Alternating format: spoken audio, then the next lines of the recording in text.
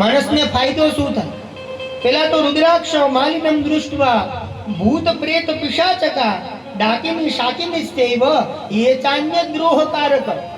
રુદ્રાક્ષની માળા ધારણ કરવાથી ભૂત પ્રેત પિશાચ આદિનો ડર રહેતો નથી. અને પછી રુદ્રાક્ષનો મહિમા બતાવતા એક બહુ સરસ મજાની અહીંયા કથા બતાવી છે. એક ગુણ નિધિ નામનો બ્રાહ્મણ હતો. જોજો રુદ્રાક્ષની એક માળા ધારણ કરવાથી કેવડો મોટો ફાયદો થાય છે. એક ગુણ નિધિ નામનો બ્રાહ્મણ હતો અને આ બ્રાહ્મણ એના જીવનમાં અનેક પાપો આ ગુણ નિધિએ કરેલા. તમામ પ્રકારના પાપો આ ગુણ નિધિએ કરેલા. એટલે આ રુદ્રાક્ષ ગુણ નિધિ પોતાના માતાને મારે છે, પિતાનો વધ કરે છે, એવું એક પણ પાપ બાકી નહોતું મૂક્યું આ માણસે. તમામ પ્રકારના પાપ ગુણ નિધિએ કરેલા. એમાં આમ કરતા કરતા તમામ પાપો કર્યા. માતાને મારે, પિતાને મારે, આખા ગામને રંજાડે. આમ કરતા કરતા સમય પૂર્ણ થયો અને આ ગુણ નિધિ એની આવરદા પૂરી થઈ. એટલે એક દિવસનો સમય બતાવ્યો કે આ ગુણ નિધિ એનું શરીર આશ્વસ્ત હતું, થાકેલો, હારેલો. આ ગુણ નિધિ નામનો બ્રાહ્મણ આખા ગામને હેરાન કરતો. એટલે આખા ગામે બ્રાહ્મણને ઘરે ગામમાંથી કાઢી મૂક્યો અને એ બ્રાહ્મણ એ ગામથી દૂર જાય છે.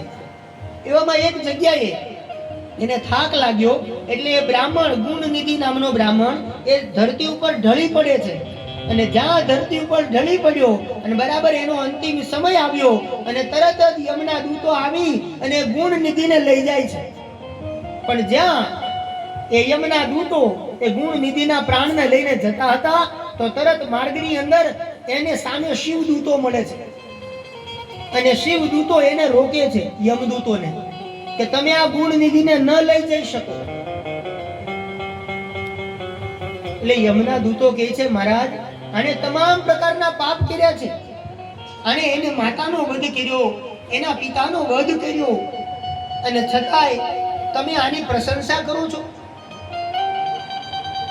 છતાં પણ તમે આને લઈ જવાની ના પાડો છો. એવું તો કયું આ માણસે પુણ્ય કર્મ કર્યું છે કે તમે આ માણસને લઈ જવાની ના પાડો છો?